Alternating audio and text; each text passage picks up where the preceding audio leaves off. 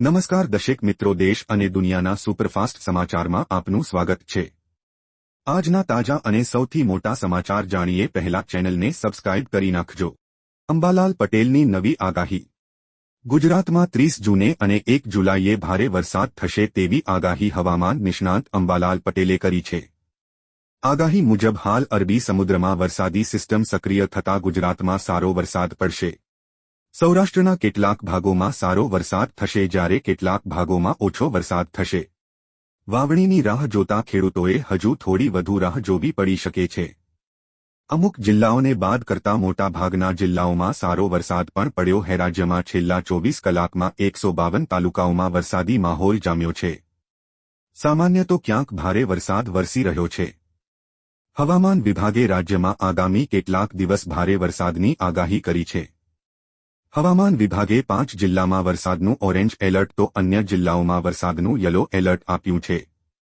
29 તાલુકામાં 1 ઇંચથી વધારે વરસાદ નોંધાયો છે। મફત છત્રી યોજના 2024। ગુજરાત સરકાર દ્વારા નાગરિકોના સર્વાંગી વિકાસ માટે વિવિધ કલ્યાણકારી યોજનાઓ ચલાવવામાં આવે છે। આ યોજનાઓનો મુખ્ય હેતુ નાગરિકોને આર્થિક રીતે સશક્ત બનાવી સન્માનપૂર્વક જીવન જીવવા સક્ષમ બનાવવાનો છે। મહિલાઓ, વિદ્યાર્થીઓ, ખેડૂતો સહિત સમાજના દરેક વર્ગ માટે વિશેષ યોજનાઓ અમલમાં છે। ખેતી અને સહકાર વિભાગ દ્વારા ખેડૂતો, પશુપાલકો, ફળ શાકભાજી ઉત્પાદકો અને વિક્રેતાઓ માટે આઈ ખેડૂત પોર્ટલ પર વિવિધ યોજનાઓ ઓનલાઈન ઉપલબ્ધ છે। મફત છત્રી યોજના વિશે વિગતવાર માહિતી મેળવીશું।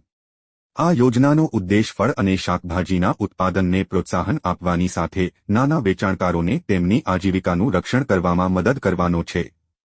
ખુલ્લામાં શાકભાજી વેચતા નાના વેપારીઓને મફત છત્રી આપીને સરકાર તેમના ઉત્પાદનને વરસાદ અને તડકાથી બચાવવામાં મદદ કરે છે। ભારત 17 વર્ષે ફરી ટી20 ચેમ્પિયન। ભારત અને સાઉથ આફ્રિકા વચ્ચે રમાયેલી ટી20 વર્લ્ડ કપની ફાઇનલ મેચ અત્યંત દિલધડક મુકાબલા બાદ ભારતે 7 રને જીતી લીધી હતી। 2007માં આ વિશ્વકપ મેળવ્યા બાદ 17 વર્ષે ભારત ફરી ચેમ્પિયન થયું હતું। એ અગાઉ 2013માં પ્રથમ ચેમ્પિયન્સ ટ્રોફી અને ધોની વડે પણ વનડે વર્લ્ડ કપ 2011 પણ જીત્યા બાદ ભારતે લાંબા સમય બાદ આઈસીસીનું ટાઇટલ જીત્યું છે।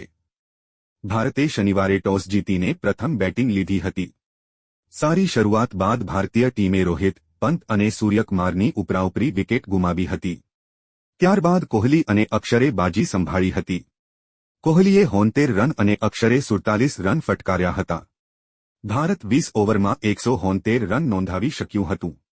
આફ્રિકા તરફથી સ્ફોટક શરૂઆત થઈ હતી। એક તબક્કે ભારતના હાથમાંથી મેચ ગઈ હતી, પરંતુ 16મી ઓવરમાં બુમરાહ ત્રાટક્યો હતો અને સૂર્યકુમારે બાઉન્ડ્રી પાસે પકડેલા અદ્ભુત કેચ બાદ ભારત ફરી ડ્રાઇવિંગ સીટ પર આવી ગયું હતું।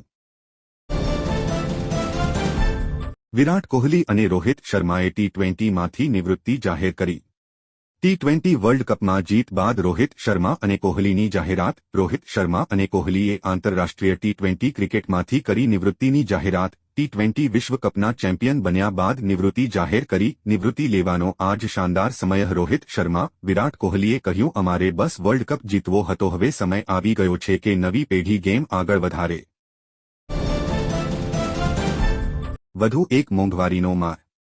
તહેવારોની સિઝન શરૂ થઈ છે। બીજી તરફ રાજકોટમાં સિંગતેલ અને કપાસિયા તેલમાં ભાવ વધ્યો છે।